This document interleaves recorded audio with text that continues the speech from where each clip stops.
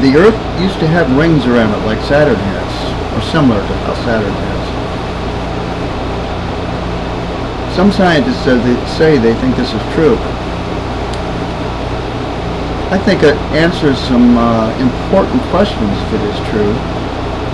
Questions that current science models don't answer.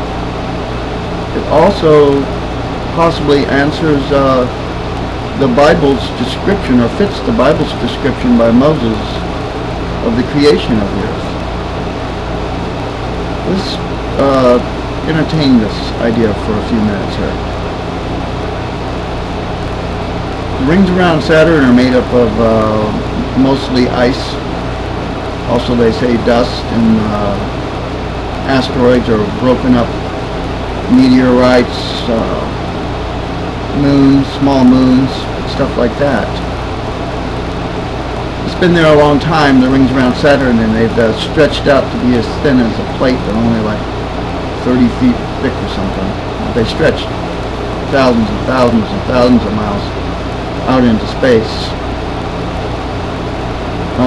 A model of the rings, and also it's good to take note that there's rings around most of the planets in our solar system, because most of them can't be seen. They're too faint. If the Earth had rings around it at a previous date, up to a certain time, when they could have collapsed in on the Earth, if the Earth had rings around it, it could have affected the Earth's biosphere enough to have made a totally different age than what we now have. And the historical evidence that we find in the fossil record tells us it was a different age and things were much different. It was a totally different biosphere, obviously. At some certain point in history of the Earth, the fauna, that's the animals and the plants, were much larger in size.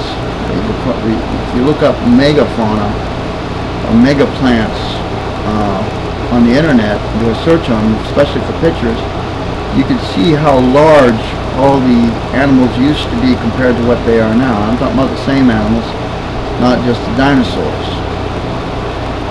But the dinosaurs does raise a good question for scientists that they don't have a good answer for. Is some of those dinosaurs had such tremendous size they don't think they could have even walked around or lived in the gravitation that we now have on the planet. And also some of those giant flying reptiles and even some of the birds back then were huge with 20 or 30 foot wingspans. They also, it's not believed that they could have flown in today's gravity. What answers that is the fact that if sufficient amount of matter was orbiting the Earth like the rings, similar to the rings of Saturn, only it may have not have been as thinned out as Saturn's is now, because they might not have been that old before they collapsed. But it might have been enough matter to actually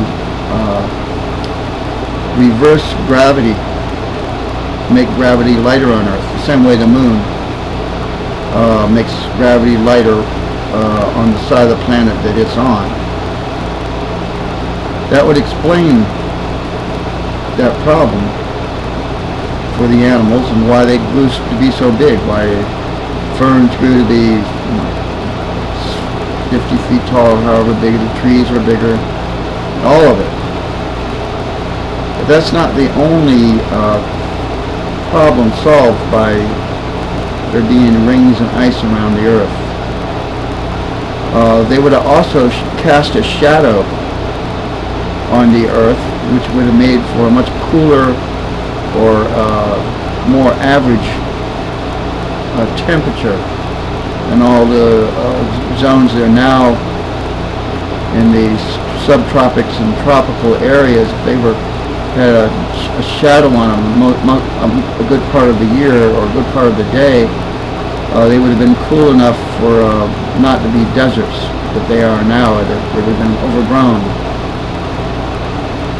It could have just really changed the whole biosphere to have those rings around the Earth.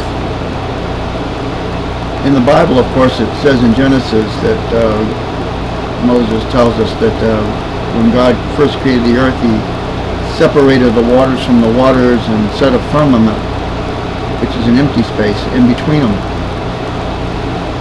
The waters under the firmament were gathered together into the seas. The water above the firmament, what were they and what happened to them? Well, if they were moved into outer space, they would have frozen into ice, and they would have become rings. They would have been drawn by the centrifugal forces and the gravitational forces would have drawn them all into rings slowly. They would have become more and more rings, like the rings on Saturn. At some point, if some cataclysmic event happened, possibly a meteor or something passed through the rings, and it drew the gravitational pull of that meteor drew the matter that is in the rings down, breaking the balance of centrifugal force and gravity, so that all the matter started cascading down on the Earth. Consequences would be what it would take to make the worldwide catastrophe known as the biblical flood. First of all, the heaviest thing, all the not meteors but asteroids that may have been in those rings and left over from the creation of the Earth would have first hit the Earth, and there might have been so many of them and of such size that they could have broken up the crust of the Earth and opened up the fountains of the great deep that the Bible says, which allowed a lot of water to come out that was underground springs, which I believe is mostly still there, back under the Earth now. This also could have, of course, caused the Earth to break up into pieces, the mantle, and a lot of great volcanoes. It could have opened up the part of the Earth under the ground that's molten, comes spewing out. Next, all that ice that is in the rings, that is, they say it's the rings of Saturn has ice, blocks of ice as big as cars or houses. Well, anyway, all that ice would have come falling down on Earth and melted in the stratosphere and covered the Earth with dark clouds, and would have formed a torrential downpouring of rain that could have lasted 40 days and 40 nights to add to the already water that was spewing up out of the ground. Finally, the cataclysmic breakup of the ground, combined with all this water, could easily cause the Earth that then was to be totally flooded over, and we would have had something like Waterworld.